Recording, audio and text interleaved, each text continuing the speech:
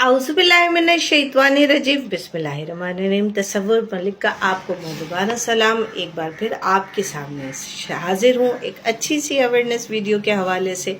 उम्मीद करती हूँ आपको सेशन पसंद आएगा। यूट्यूब को लाइक कर लीजिए, सब्सक्राइब कर लीजिए, बेल आइकॉन को प्रेस कर लीजिए तो नोटिफिकेशंस मिलते रहेंगे। तो भाई आज बात करने लगे हैं हम कि कौन सी एम्बेसीज़ हैं जो पाकिस्तान को जो है वो जल्दी अपॉइंटमेंट्स नहीं देती हैं। इस वीडियो में मैं आपको ये बताऊंगी कि अक्सर कुछ ऐसी कंट्रीज़ के वर्क परमिट्स के बारे में लिखा जा रहा होता है जिनका पाकिस्तान से जो है वो डायरेक्टली वो नहीं मिलती। एम्बेसी पाकिस्तान में ही होती है, कॉन्सुलेट भी पाकिस्तान में होती है, लेकिन अपॉइंटमेंट्स नहीं मिलती। सबसे पहले पोलैंड ले लीजिए आप, फिर पुर्तगाल ले लीजिए आप, फिर हंगरी ले लीजिए, फिर चेक रिपब्लिक ले लीजिए, फिर स्लोवाकिया ले लीजिए। ये वो एम्बेसीज़ हैं। यूरोप को मैं काउंटर क्यों करती हूँ? यूरोप को मैं काउंटर इसलिए करती हूँ क्योंकि हमारे पाकिस्तान के मेजॉरिटी लोगों के भाई बहन जो है वो रिश्तेदार, अजीज़, दोस्त, साथी, बीवी, शौहर जो है वो यूरोप में ज़्यादा है, और प्लस ये कि वो यूरोप जाना भी चाहते हैं। और हमारी एक साइकोलॉजी है कि हम वहाँ जाकर आबाद होने में ज़्यादा खुश होते हैं, और मैं समझती हूँ कि ये कोई साइकी गलत नहीं। बिल्कुल बाहैसियत एक पाकिस्तानी आपका हक बनता है। अगर आपके मुल्क के हालात नहीं भी ख़राब होते हैं तो कोई कानून नहीं है जो आपको रोक सकता है कि आप बाहर ना जाएं और अपना फ्यूचर सिक्योर ना करें। तो जनाब आजकल हवा चली है, चूँकि एंड ऑफ द ईयर है और हर शख्स को अपनी रोज़ी रोटी कमानी है, तो आजकल ये बड़ी हवा चल निकली है एक बार फिर कि जनाब पुर्तगाल ले लीजिए, पोलैंड ले लीजिए, और जो है वो क्या कहते हैं, एक और नाम बोला था अभी आपसे, हंगरी, और जो है वो स्लोवाकिया। ठीक है, स्लोवाकिया को कानूनी तौर पे पाकिस्तान में चेक रिपब्लिक की एम्बेसी जो है वो डील करती है। ठीक है, एक ज़माना था बिल्कुल।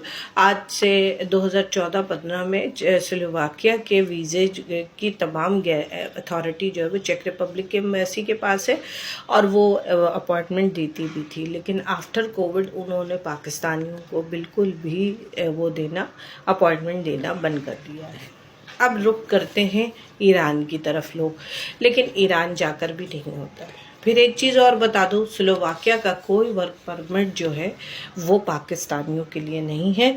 लोग वहाँ पे बहुत इंटरेस्टेड हो जाते हैं क्योंकि वहाँ ट्रक ड्राइवरी की बहुत ज़्यादा जो है वैकेंसीज आती हैं। तो हमारे पाकिस्तानी भाई सोचते हैं कि चलो मुस्तकबिल बनाने के लिए हम क्यों ना स्लोवाकिया चले जाएं, और वहाँ पे जो है हम हैवी व्हीकल यानी HTV चलाएंगे और हम अपना मुस्तकबिल बनाएंगे। यूँ तो देखा जाए तो आपके ख्यालात कोई गलत नहीं है, लेकिन वो कोई ज़रिया नहीं है। वो परमिट जो वो आपको देंगे वो just a piece of paper होगा, उस पर कभी भी आपका वीज़ा नहीं लगेगा। आपका कीमती वक्त और पैसा, चले पैसे तो रो पीट के आप निकलवा ही लेते हैं पाकिस्तान में, लेकिन जो है वो आपका पासपोर्ट पे रिजेक्शन लगेगी या कोई हासिल वसूली नहीं होगा, क्योंकि स्लोवाकिया का कोई परमिट पाकिस्तान के लिए नहीं, हंगरी का कोई वर्क परमिट पाकिस्तान के लिए नहीं है। आइंदा सालों में अगर हो जाए तो अलग बात है। इसी तरह जो है वो पुर्तगाल सिर्फ सिबलिंग्स के लिए 2 साल 18 महीने 24 महीने 48 महीनों में एक बार एम्बेसी उसकी लोकेट करती है और उनके केसेस को लेती है जो कि सिबलिंग्स होते हैं या पेरेंट्स होते हैं। पेरेंट्स को वो ज़्यादा लेती है, और फैमिली होते हैं जिनकी फैमिली ऑलरेडी वहाँ पे बहुत अच्छे स्टेटस पे कानूनी तौर पे सेटल होती है, वो अपनी फैमिली को बुलाना चाहे तो उनके लिए भी आसानी हो जाती है, या जो अपने माँ बाप को बुलाना चाहे तो उनके लिए। अदरवाइज पुर्तगाल आप नॉर्मल अगर अपॉइंटमेंट मांगेंगे तो पुर्तगाल पे इतना रश होता है दुनिया का कि वो पाकिस्तान के लिए अपॉइंटमेंट के लिए खुलती नहीं है। اب بات کرتے ہیں کہ کچھ ایسی ایمبیسیز ہیں جن کو دوسری ایمبیسیز ڈیل کرتی ہیں. جیسے لٹویا کی اگر ہم بات کریں، Latvia is a very beautiful country. ایک چھوٹا سا ملک ہے، اپنی اکانومی جو ہے وہ کس کے ذریعے سے بناتا ہے؟ ٹورزم کے حوالے سے بناتا ہے. لیکن پاکستان میں لٹویا کو صرف جرمن ایمبیسی ڈیل کرتی ہے، اور جب وہ جرمن ایمبیسی ڈیل کرے گی تو وہ ظاہر سی بات ہے وہ آپ کے خالی پاسپورٹ پہ کبھی لٹویا کا ویزا نہیں لگنے دے گی، کیونکہ اسے بھی پتہ ہوتا ہے کہ یہ بندہ لٹویا گھومنے نہیں جا رہا ہے، یہ لٹویا جا کر جو ہے وہ اس نے سلپ ہو جانا.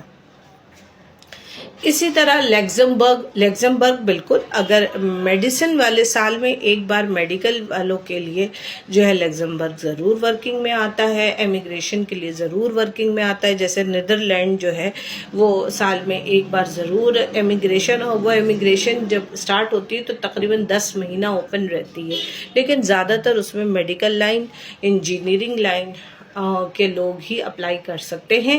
تو کیپ ان ٹچ، رابطے میں رہا کیجئے. جیسے ہی اگر کوئی لیگزمبرگ میں یا نیدرلینڈ میں یہ اپرچونٹی اوپن ہو تو اس کیٹیگری کے لوگ جو کہ انجینئر ہیں، ڈاکٹر ہیں، لائر ہیں، تو وہ ضرور اپلائی کیا کریں امیگریشن کے لیے. اور 10 مہینہ، 1 سال، 1.5 سال کے اندر انہیں امیگریشن مل جاتی ہے. بٹ امیگریشن کا مطلب یہ نہیں ہوتا کہ آپ کو وہاں پہ ہم نوکری دلوائیں گے. ہم آپ کو وہاں کے لیگل کاغذات بنوا کے دیتے ہیں، آپ وہاں جا کے نوکری ان کے لیگل اسٹیٹس پہ حاصل کریں گے، یہ مطلب ہوتا ہے. کیونکہ اکثر میرے پاس یہ سوال آتا ہے کہ جی آپ نوکری دلوائیں گی؟ تو بھائی امیگریشن میں ہم آپ کو امیگریشن دلوا رہے ہیں، نوکری تھوڑی دلوا رہے ہیں. ٹھیک ہو گیا؟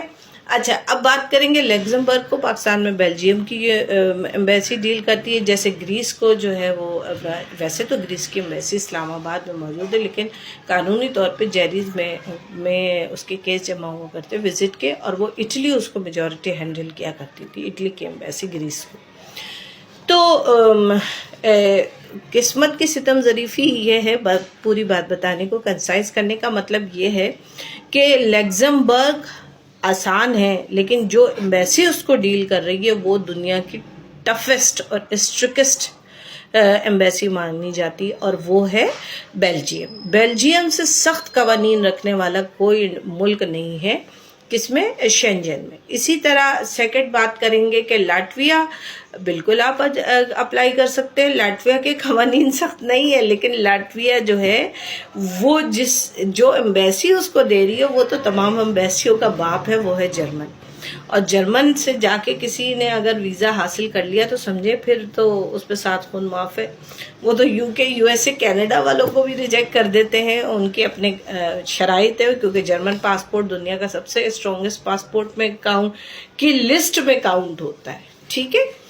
تو یہ بتانے کا مطلب تھا کہ سال کا اینڈ ہے، بہت سارے ایسے ان پڑھ جاہل لوگ آ جاتے ہیں ہمارے بیچ میں. معذرت کے ساتھ مجھے بار بار یہ لفظ بولنا پڑتا ہے، مجھے افسوس بھی ہوتا ہے، لیکن پاکستان میں چونکہ ایجوکیشن کی بہت کمی ہے تو ہمارے ایجنٹ حضرات بھی پڑھے لکھے نہیں ہوتے، تو وہ اسی قسم کی فالتو قسم کی چیزیں نکال لیتے ہیں، پرمٹ نکال دیتے ہیں، اور جی آپ کو جو ہے آپ اس پہ پیسے اپلائی کر لیتے، پھر 1.5 سال گزر جاتے، پھر لڑائیاں ہوتی ہیں، اس کے بعد وہ پیسے ریٹرن کرنے پڑتے ہیں، کیونکہ آگے اس کی کہانی کوئی ہوتی نہیں ہے، ڈیڈ اینڈ ہوتی ہے.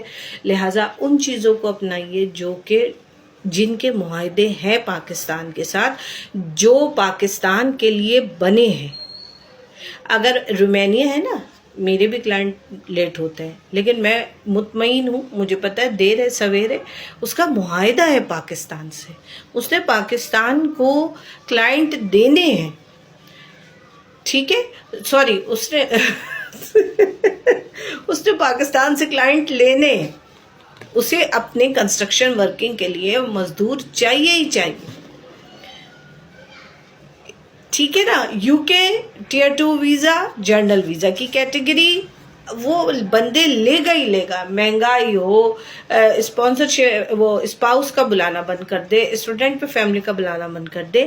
بٹ ان کا معاہدہ ہے، یہ بلائیں گے، لیکن کینیڈا کا ورک ویزا پاکستانیوں کے لیے نہیں ہوتا، یو ایس کا ورک ویزا پاکستان کے لیے نہیں ہوتا، کینیڈا کا وزٹ ہوگا، یو کے کا وزٹ ہوگا، بلکہ یو کے کا وزٹ بھی آج کل ہو رہا ہے، اور ہم نے اس میں بھی یہی آسانی پیدا کی ہے کہ پہلے ویزا لگا دو، بعد میں پیسے لے دینا، تاکہ ہمارے کسی طرح ہمارے پاکستانیوں کو آسانی ملے، آپ لوگ بھی تھوڑا سا سکھ کا سانس لیں۔ اس کے لیے مجھے پیچھے کتنی، میری ٹیم کو کتنی محنت کرنی پڑتی ہے یہ ہم جانتے ہیں۔ اپنا ڈھیر سارا خیال رکھیے گا۔ اللہ حافظ۔